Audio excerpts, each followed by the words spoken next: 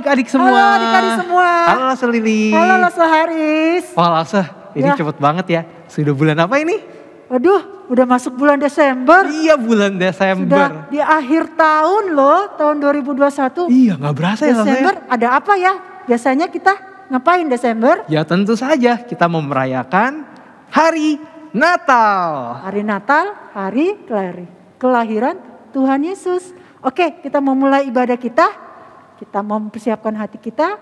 Kita nyanyikan lagu kita di dalam bait Allah. Yes.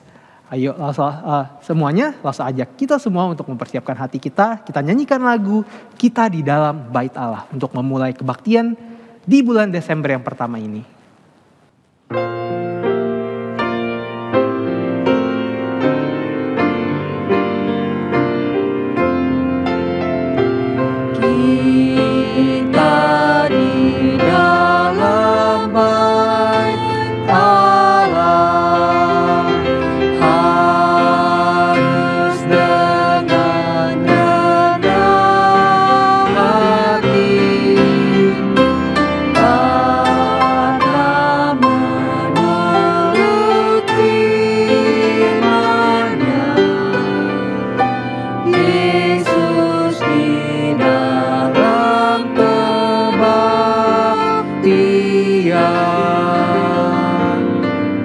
Semuanya langsung aja kita semua untuk tutup mata, lipat tangan, kita berdoa. Tuhan, terima kasih atas penyertaan-Mu sepanjang tahun ini. Tak terasa sekarang sudah bulan Desember. Tuhan, kami mau bersyukur atas segala penyertaan-Mu Tuhan. Tuhan, kami juga mau berdoa untuk kebaktian kami pada hari ini. Kiranya dapat menyenangkan hati-Mu Tuhan. Kiranya Engkau berkati dari awal, pertengahan hingga akhirnya. Sebentar kami akan melanjutkan ibadah kami pada hari ini, kiranya Tuhan sertai. Di dalam nama Tuhan Yesus kami berdoa dan mengucap syukur. Sama-sama katakan amin. Oke, kita lanjut ibadah kita dengan nyanyikan Kau Sungguh Indah Tiada Taranya.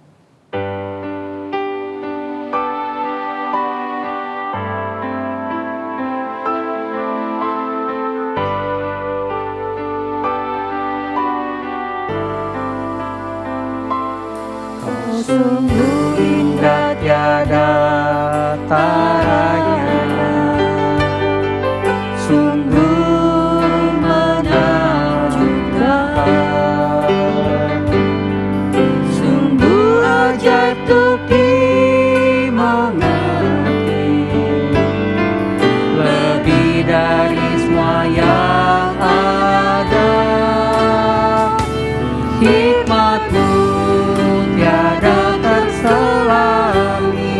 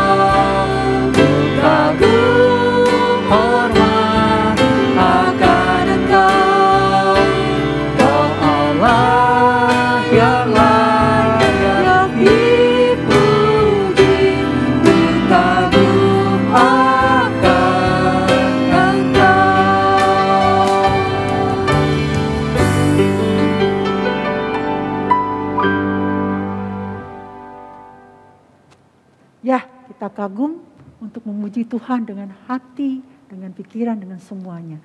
Oke, kita untuk menyambut Natal, kita nyanyikan lagu Go Tell It on the Mountain.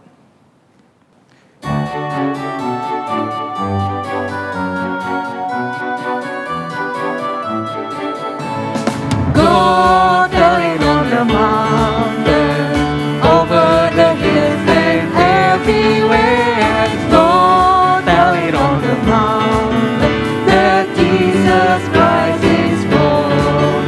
While shepherds gathered watching, all silence falls by night. Behold, throughout the heaven there shone a holy light. Go tell it on the mountain, over the hill and everywhere. Go tell it on the mountain that Jesus Christ is born. That Jesus Christ is born. That Jesus Christ is born.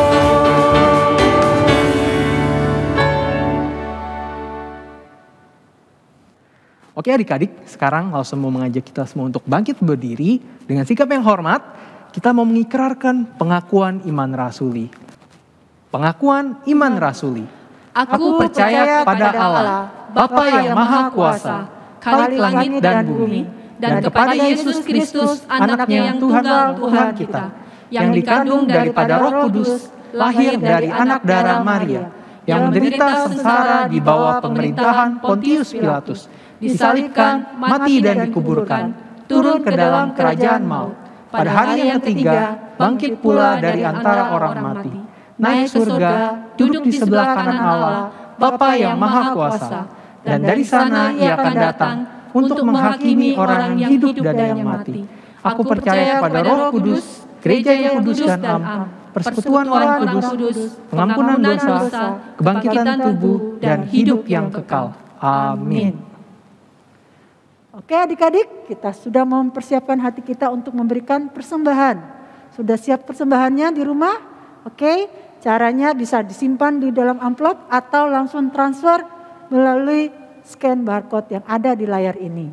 Oke adik-adik, tapi jangan lupa waktu transfer kasih kode angka 1 di belakang. Biar tahu bahwa ini persembahan buat sekolah minggu. Ya, jadi kalau mau transfer 50.000 50001. Oke, kita mau menyanyikan lagu buat persembahan kita dengan menyanyikan lagu Give Thanks.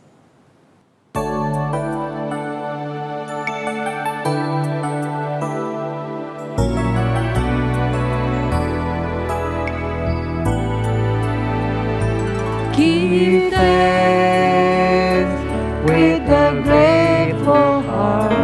Give thanks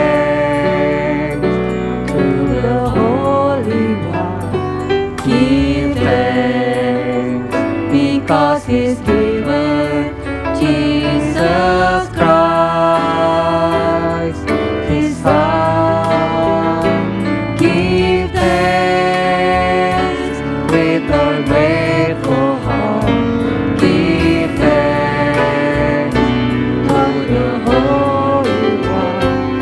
Give thanks because He's given Jesus Christ, His Son.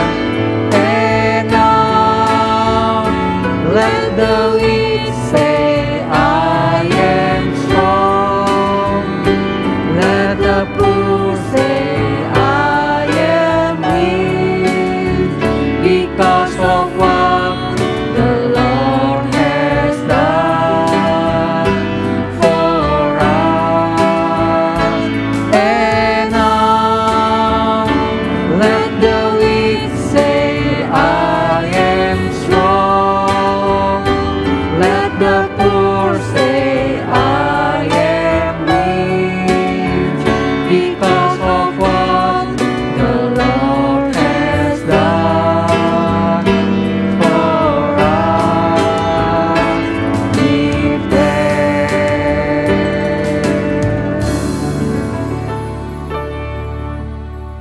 Oke, mari kita berdoa untuk persembahan yang sudah kita berikan. Ditutup dengan doa Bapa kami bersama-sama. Oke, lipat tangan, tutup mata, kita berdoa. Tuhan, terima kasih atas kesempatan yang Kau berikan kepada kami untuk menaikkan puji-pujian untuk-Mu.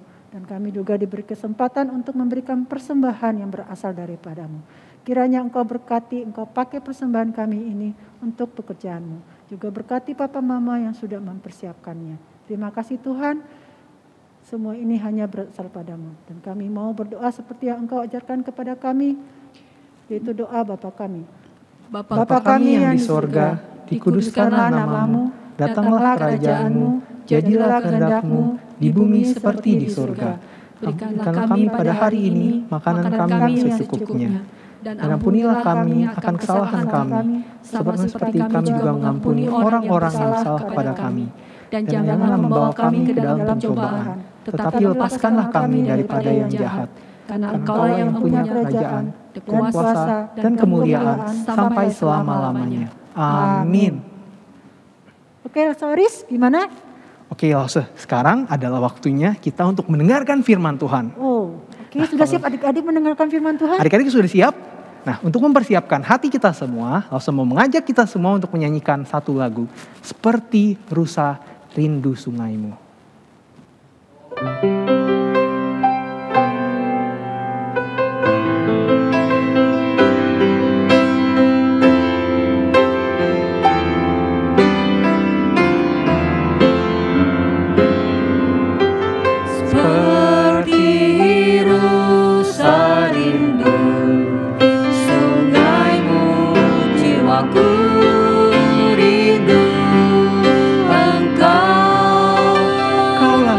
Hasrat hati. Kaulah Tuhan hasrat hatiku, ku rindu menyembah-Mu. Engkau kekuatan dan perisai. Engkau kekuatan dan perisaiku, kepadamu rohku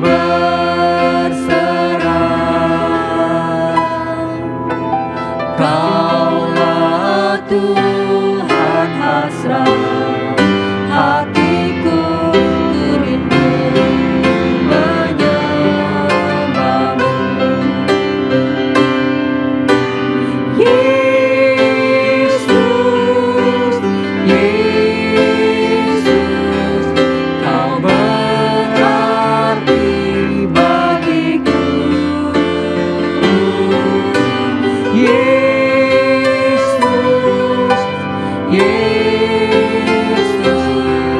Kau segalanya bagiku.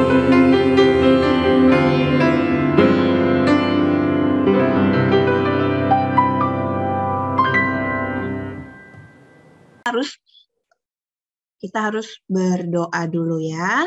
Nah, Lause mau minta salah satu dari kalian. Ayo, kita buka dalam doa. Siapa adik-adik yang mau bantu Lause untuk doa? Doa untuk Oke. Oke, silakan Rijen. Oke. Tuhan, terima kasih untuk hari ini Tuhan. Terima kasih atas karunia-Mu. Sekarang kami mau mendengarkan firman Tuhan. Tolong Kau berkati kami saat Lause-nya menceritakan firman Tuhan, supaya anak-anak ini bisa duduk dengan tenang dan mendengarkan firman Tuhan ini. Terima kasih Tuhan, dalam nama Tuhan Yesus kami berdoa dan mengucap syukur. Amin. Amin. Thank you, Rijen. Oke, adik-adik, Lause mau share screen sebentar ya. Sebentar.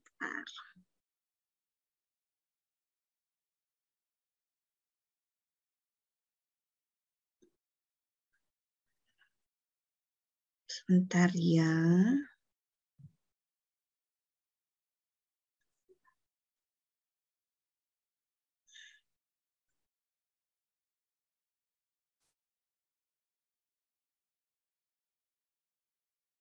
Kelihatan? Kelihatan. Oke. Nah, hari ini kita mau bahas satu tokoh. Tapi sebelumnya Lose mau tanya, kalian pernah nggak naik mobil lewat jalanan yang rusak? Pernah. Pernah. Sering ya? Tuh kalau jalan rusak gimana tuh kalau naik mobil atau naik motor jalan rusak gimana? Goyang gelujuk-gelujuk, goyang-goyang gitu ya. Geser-geser gitu ya. Seru ya? Apalagi Roller genangan. coaster. Nah, kayak roller coaster, loncat-loncat gitu ya. Nah, enak gak sih kayak gitu jalanan? Enggak. Enggak. Enggak, ya nggak seru banget. Bisa ini, kadang kalau misalnya ada orang yang gak kuat ya, bisa mabok, ya kan? Bisa mual. Aduh, gak enak banget gitu. Terus udah gitu, bukan cuma itu doang. Kalau jalanannya rusak tuh kan bahaya, ya. Jalanannya rusak bahaya bagi kita juga di dalam kendaraan. Terus pastinya jadi lebih lama, ya kan? Berasa nggak jadi lebih lama? Kalau jalanannya mulus gitu ya, pasti cepet nyampe-nya. Nah, kalau kalian tahu, kalau misalnya ada pejabat nih, pejabat tahu lah ya pejabat. Kalau ada pejabat atau presiden yang lagi mau masuk ke satu daerah atau ke satu tempat atau ke satu kota, kalau mereka mau pergi kemana-mana deh pokoknya, apalagi ke daerah yang belum pernah mereka kunjungin, mereka belum pernah nih, mereka nggak tahu. Atau mereka tahu, kalau misalnya masuk ke daerah ini, pasti jalanannya nggak bagus. Nah, mereka tuh punya satu orang suruhan untuk bisa jalan duluan supaya orang-orang itu mempersiapkan jalan. Gitu.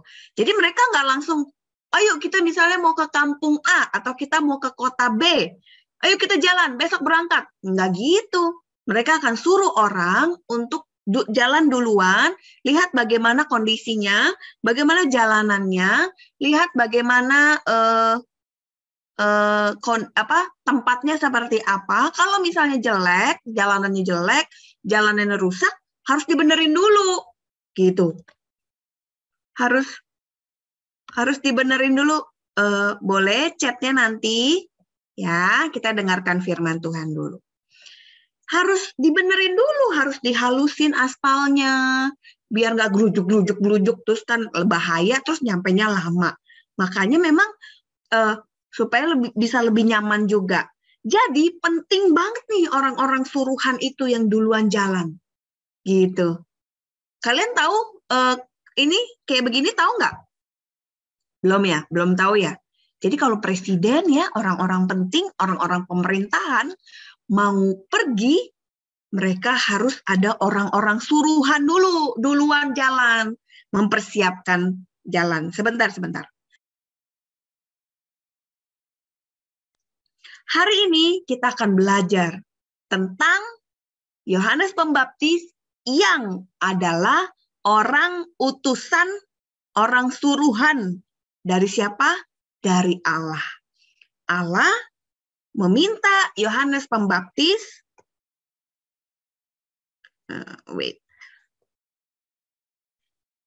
gambar Lose tidak bergerak ya, sebentar ya. Oke. Jalanan kayak begini yang tadi ya, aduh jelek banget gitu. Terus udah gitu, sebentar.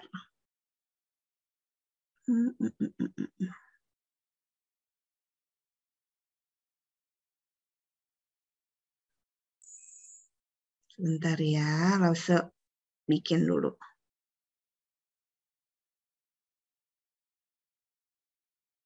Lause stop share dulu sebentar. Ini kelihatan ya? Oke.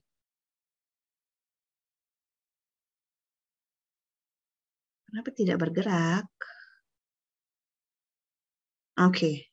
Nah, kayak tadi ini ya, jalanannya jelek sekali kan? Jalannya buruk sekali, jadi nggak nyaman dan lama sampainya.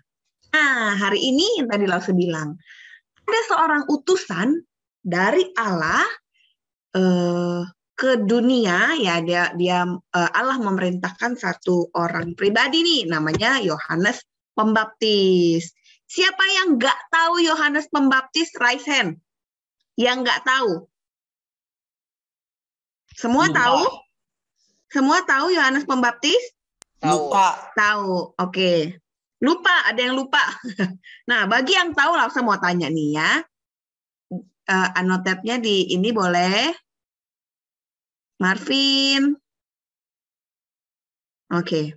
Nah, kalau gitu langsung tanya, siapa nama orang tuanya Yohanes Pembaptis? Nama papanya siapa? Zakaria. Zakaria. Nama ibunya?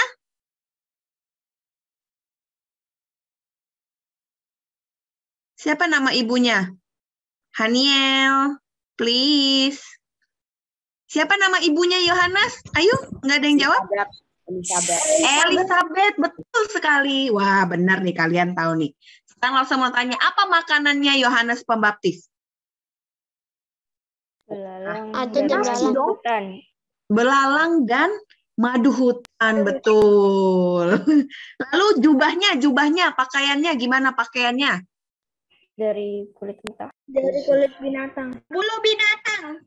Ya, bulu binatang dan Bulu ikat pinggangnya ikat pinggang. kulit. Ya, orang tua dan inilah Yohanes Pembaptis. Nah, hebat-hebat kalian berarti tahu ya. Yohanes itu seperti orang-orang suruhannya presiden atau pejabat untuk membersihkan, menghaluskan jalanan nih. Tapi Yohanes bukan diutus presiden ya, bukan. Tapi Yohanes ini seperti orang-orang yang disuruh sama presiden atau pejabat. Menghaluskan. Yohanes punya tugas juga untuk membantu membuka jalan bagi raja yang luar biasa. Siapa? Tuhan Yesus. Tuhan Yesus. Yesus. Betul sekali. Ya, Tuhan Yesus. Tapi bedanya, Yohanes bukan buka jalan secara fisik. Yohanes ngaspalin jalan gitu ya. Enggak ya. Yohanes ambil aspal terus dihalusin aspalnya jalanan. Bukan itu. Bukan jalanan secara fisik. Tapi Yohanes mengajar bahwa kita umat manusia mempersiapkan hati kita untuk Yesus. Ya, Yohanes mengajar bahwa kita harus mempersiapkan hati kita untuk Yesus. Sama-sama bicara soal persiapan. Nah, kita bisa lihat kisah Yohanes itu dalam Injil, dalam semua kitab Injil. Kitab Injil itu ada apa aja? Matius, Markus, Lukas, dan Yohanes ya. Jadi Matius dan kali ini kita akan fokus di 4 Injil cerita tentang Yohanes Pembaptis. Tapi hari ini kita akan coba lihat di dalam 2 kitab, yaitu 2 Injil, yaitu Matius dan Lukas.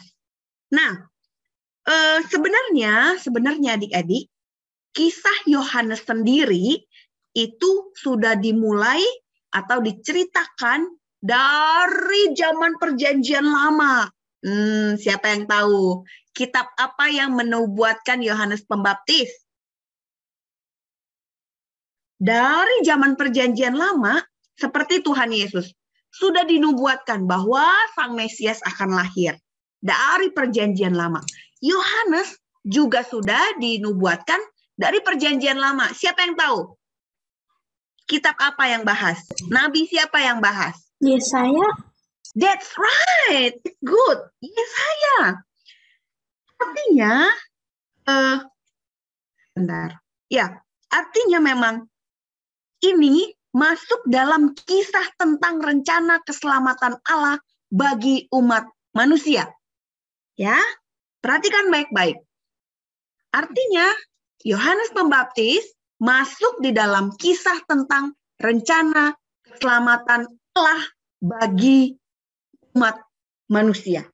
Di dalam Yesaya 40 ayat 3 sampai ayat yang kelima. Lalu saya minta 3 orang raise hand untuk bantu Lause bacakan. 3 orang? Oke, Kevin. Lalu raise hand, pakai raise hand yang di Zoom ya, bukan angkat tangan ini, Lause nggak lihat soalnya. Marvin. And then, satu lagi. 3, 4, 5. Satu lagi. Kevin sama Marvin sudah boleh buka Yesaya 40. Lause nggak lihat nih, satu lagi siapa yang mau bantu Lause baca? Oke, Steve. Kevin pas ayat yang ketiga, Marvin ayat keempat, dan Steve ayat yang kelima. Sudah dibuka? Udah kebuka. Yesaya 40. Silakan Kevin bacakan kalau sudah dapat. Unmute dulu ya.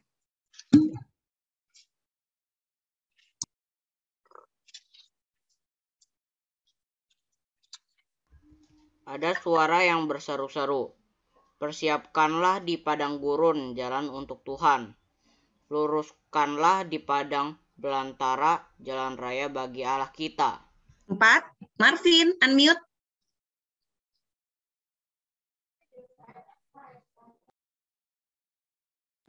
Tunggu bentar lagi dibuka. Oke, kita tunggu. Steve sudah oke ya ayat 5 ya, nanti lanjut Udah langsung ya. kebuka. Oke, sekarang Marvin dulu ayat 4. Yes? Aku yang 4 ya. Jadi kan Marvin 4, Marvin. Nanti Steve 5. oke. Setiap lembah harus ditutup dan setiap gunung dan bukit diratakan.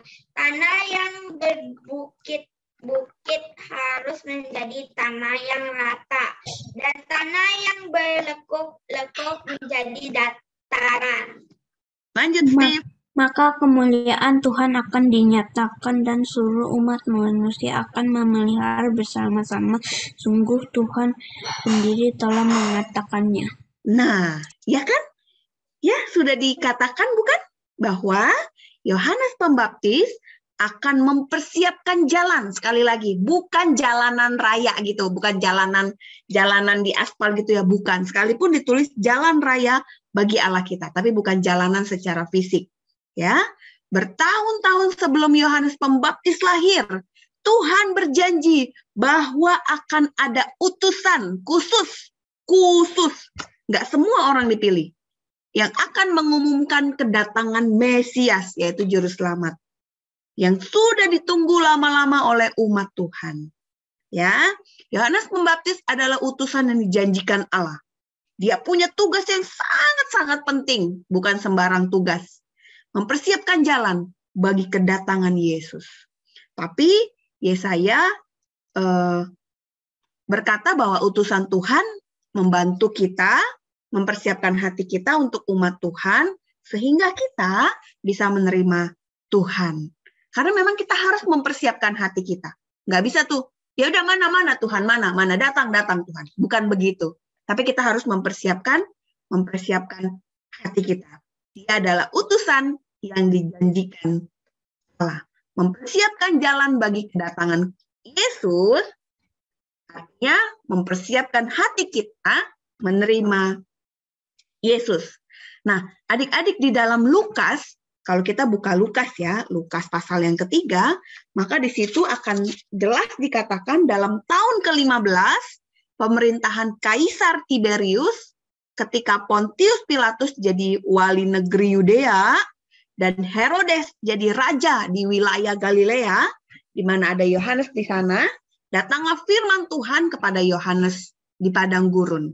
Apa yang Yohanes lalu kemudian Yohanes berkhotbah? Apa yang dia katakan? Di ayat yang ketiga, Lukas pasal ketiga ayat yang ketiga dikatakan, nah, ya usah ambil yang di Matius ya. Bertobatlah. Oh. Sebab kerajaan sorga sudah dekat. Dia bilang begitu. Bertobatlah dan berilah dirimu dibaptis. Gitu. Dia bilang ya. Dia katakan bahwa bertobatlah. Sebab kerajaan sorga sudah dekat. Lause, apa hubungannya Lause mempersiapkan diri, mempersiapkan hati dengan bertobat? Ada yang bisa jawab Lause? Kita diskusi ya, kita diskusi. Lause percaya kalian sudah sangat tahu. Siapa yang mau jawab? Apa Lause pertanyaannya? Pertanyaannya apa hubungannya bertobat sama mempersiapkan hati menerima Yesus?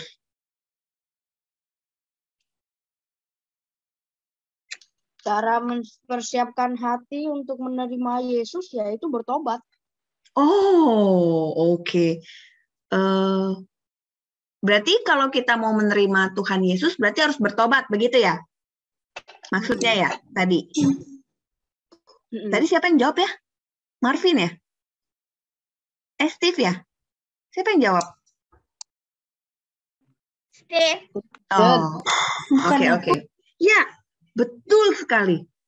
Ya, ketika kita lanjut. Nah, betul sekali. Kalau kita mau menerima Tuhan Yesus, kita harus siap-siap. Nah, siap-siapnya dengan bertobat. Waktu itu, ketika Yohanes berseru bahwa bertobatlah, kerajaan surga sudah dekat. Lalu apa yang terjadi?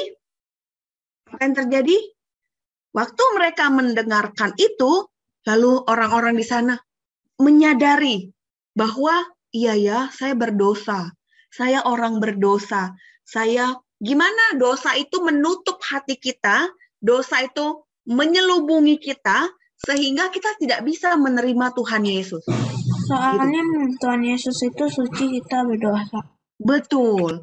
Jadi kalau misalnya kita berdosa, kita menutup hati kita, maka kita, siapa sih Tuhan Yesus? Nggak penting lah gitu.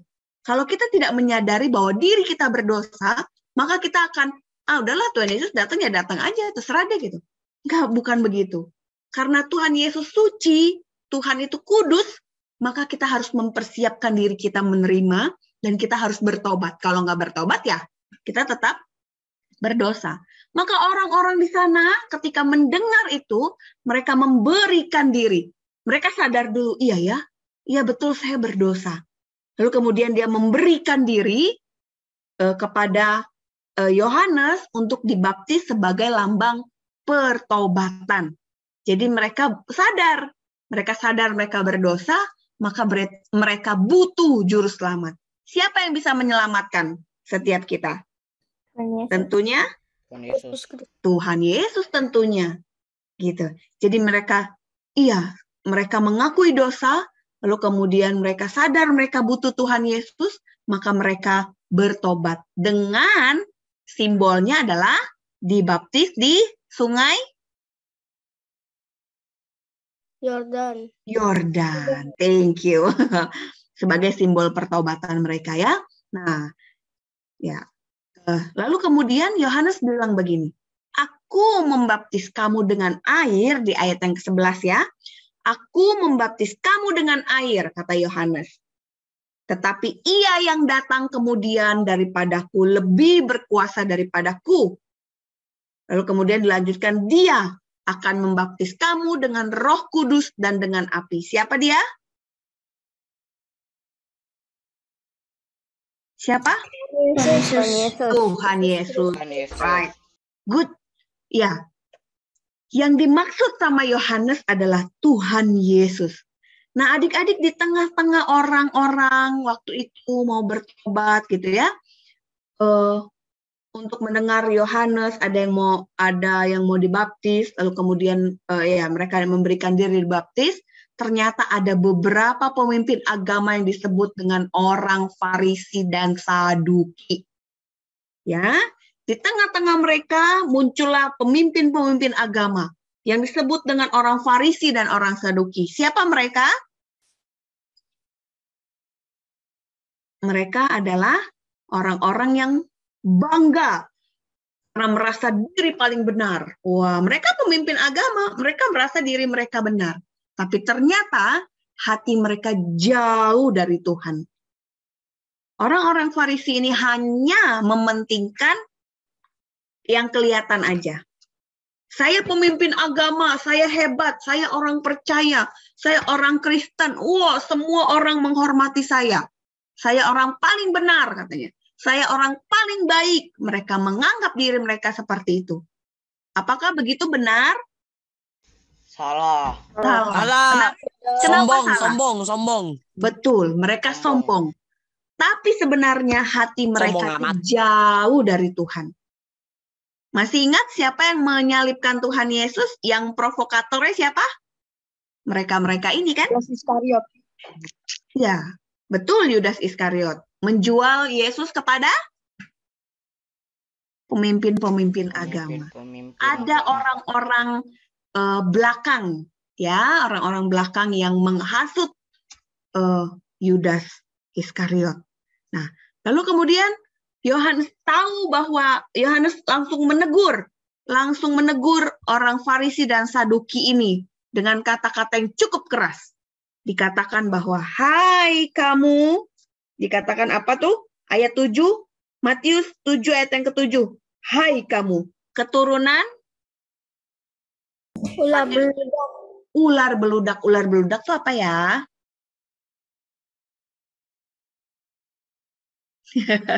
Ular beludak itu ular yang sangat berbisa. Wah, gawat ya. Ular yang sangat bisa, yang beracun gitu loh. Dikatakan, hai kamu keturunan ular beludak. Nah, waktu Yohanes mengatakan ini, mengatakan bahwa mereka adalah keturunan ular beludak, bukan berarti Yohanes lagi kata-katain gitu ya, lagi nggak sopan nih Yohanes, bukan. Ini adalah perumpamaan gitu. Ini adalah perumpamaan. Kenapa? Karena sebenarnya kalau mereka itu benar-benar dekat sama Tuhan, hidup mereka pasti berbeda dengan orang lain. Karena katanya mereka mengenal Tuhan. Katanya mereka hebat pemimpin agama. Tapi hidup mereka tidak lebih baik dari orang lain. Mereka enggak jadi berkat. Mereka tidak hidup benar, enggak jadi teladan bagi orang lain. Ya. Nah, di Lukas kita bolak-balik antara Matius dan Lukas ya. Di Lukas pasal yang ketiga, ayat ke-8 hingga ayat yang ke-9 dikatakan bahwa, jadi hasilkanlah buah-buah yang sesuai pertobatan. Kapak nih sudah tersedia pada akar pohon, dan setiap pohon yang tidak menghasilkan buah yang baik, akan ditebang dan dibuang ke dalam api.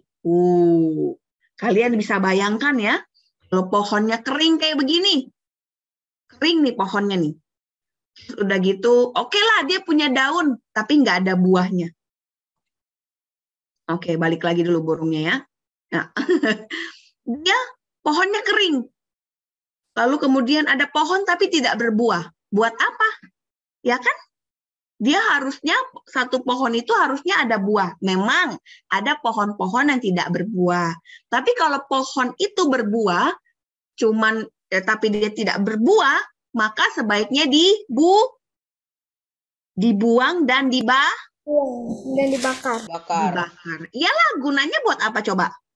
Menu-menuhin doang nih kayak pohon kering begini. Buat oksigen. Untuk membuat kursi. Itu Yang pohon kering kering nih yang nggak ada karena- daunnya buat apa? Buat bikin kayu aja. Ya kan berarti kan dia nggak bisa bertumbuh lagi, dia ditebang dulu kan? Dia harus ditebang, nggak ada gunanya. Pohon kalau tidak berguna ya dibuang, begitu. Ya, artinya begini, kalau kita punya iman yang sungguh-sungguh kepada Tuhan, adik-adik semua punya iman yang sungguh-sungguh kepada Tuhan, kita pasti akan menghormati Tuhan di sepanjang hidup kita. Bagaimana cara kita menghormati Tuhan? Ada yang mau jawab? Bagaimana cara kita menghormati Tuhan? Tuhan, hormat, gerak, gitu? Bukan. Bagaimana cara Kevin? Melakukan firman-Nya. Berdoa memuji Tuhan. Dan meminta ampun dan mengulangi kesalahan kita. Iya, hebat. Jawabannya betul semua ya.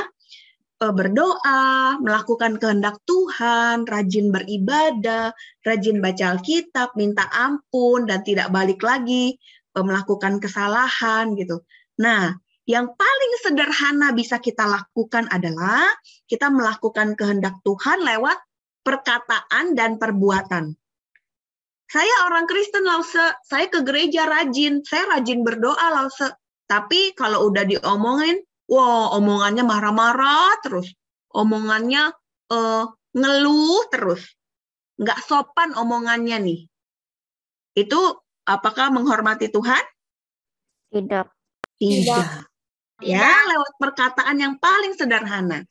Minta tolong, terima kasih, lalu kemudian mengasihi orang, tidak bullying. Nah, nih, siapa nih yang suka bullying nih, yang iseng, ngeledek, body shaming, dan lain sebagainya.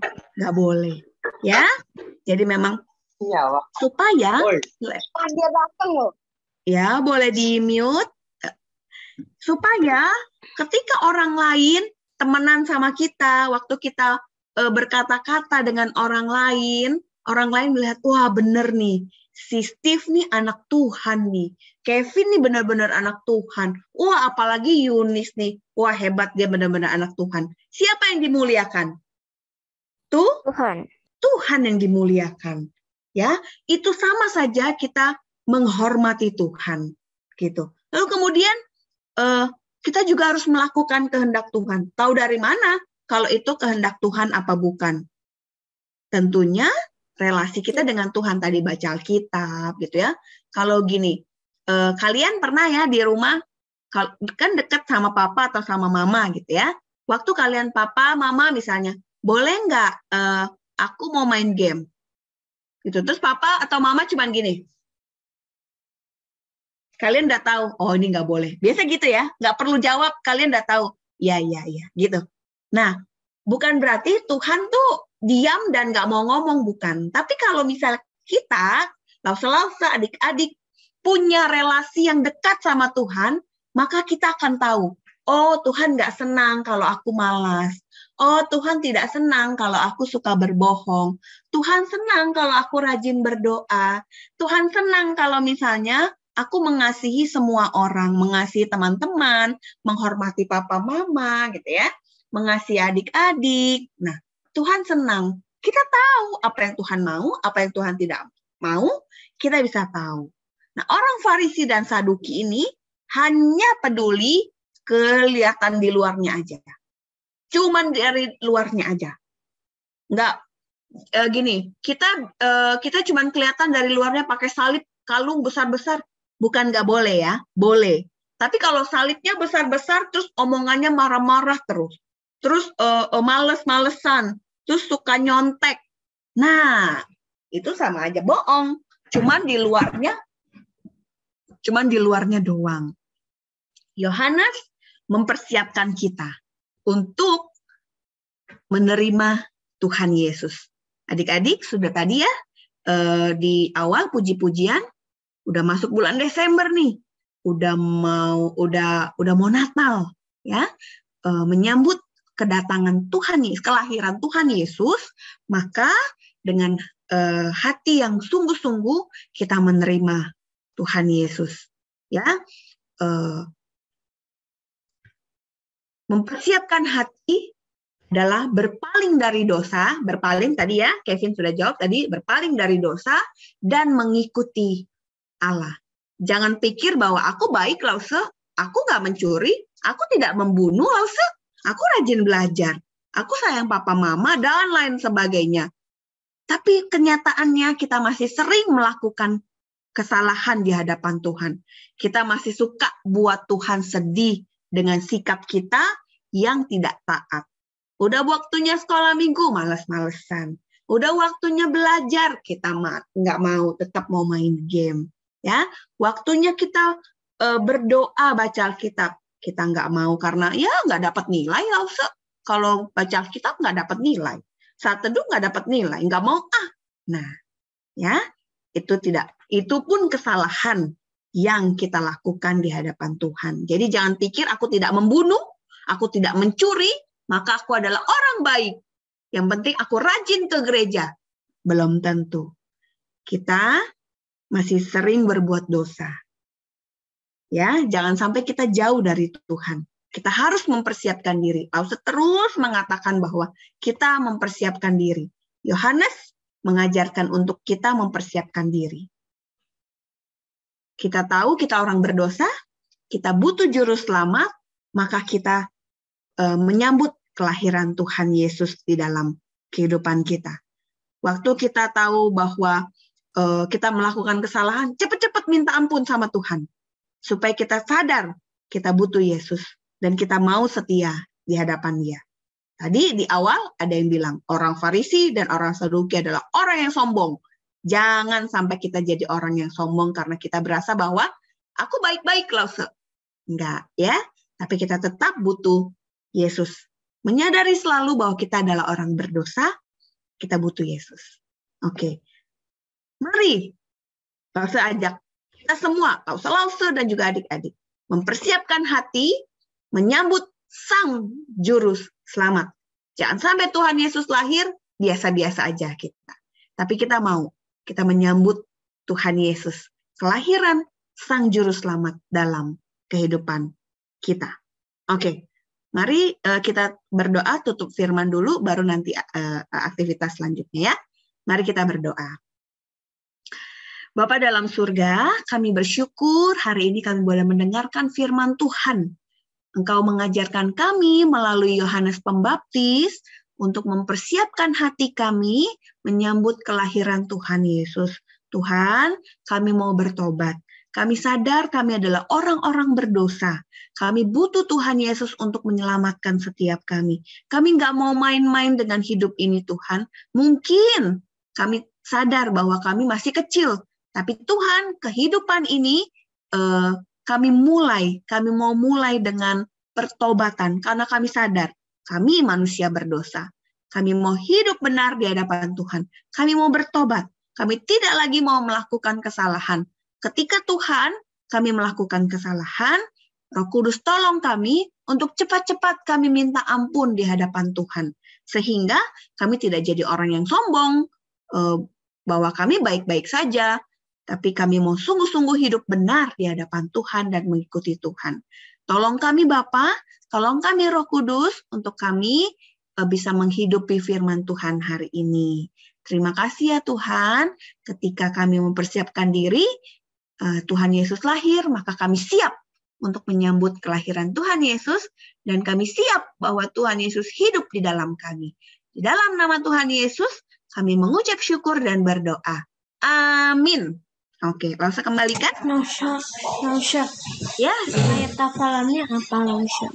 Oh, ayat hafalannya. Bertobatlah, sebab kerajaan sorga sudah dekat. Biar kita semua sadar bahwa kita adalah manusia berdosa dan harus bertobat. Oke? Jadi Matius 3 ayat yang kedua. Oke, kita tutup ya kebaktian kita. Kita nyanyi pujian Bapa terima kasih. Bapa terima kasih. Bapa terima kasih. Bapa di dalam surga, puji terima kasih. Amin. Bapa, terima kasih. Kami sungguh bersyukur Engkau sudah menolong kebaktian kami dari awal sampai akhir. Terima kasih ya Tuhan buat kami yang Tuhan boleh gerakkan hati kami sehingga kami boleh bersama-sama datang di Zoom ini untuk beribadah. Tuhan, kami berdoa kiranya Tuhan Engkau terus menolong kami menjadi anak-anak Tuhan yang memuliakan Tuhan. Setiap firman Tuhan yang kami dengar, biarlah itu tidak lalu begitu saja, tapi kami boleh berespon terhadap firman-Mu. Roh Kudus menolong kami sehingga firman itu boleh tumbuh, menghasilkan buah di dalam hidup kami. Berkati semua Lause kami, khususnya hari ini, Lause yang sudah membawakan cerita kepada kami. Tuhan tolong semua Lause kami, supaya mereka boleh tetap setia melayani Tuhan.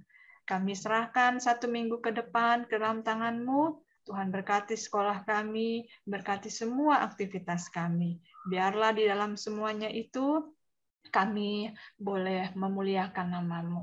Berkati bangsa dan negara kami ya Tuhan, supaya di masa liburan ini peningkatan COVID tidak terjadi.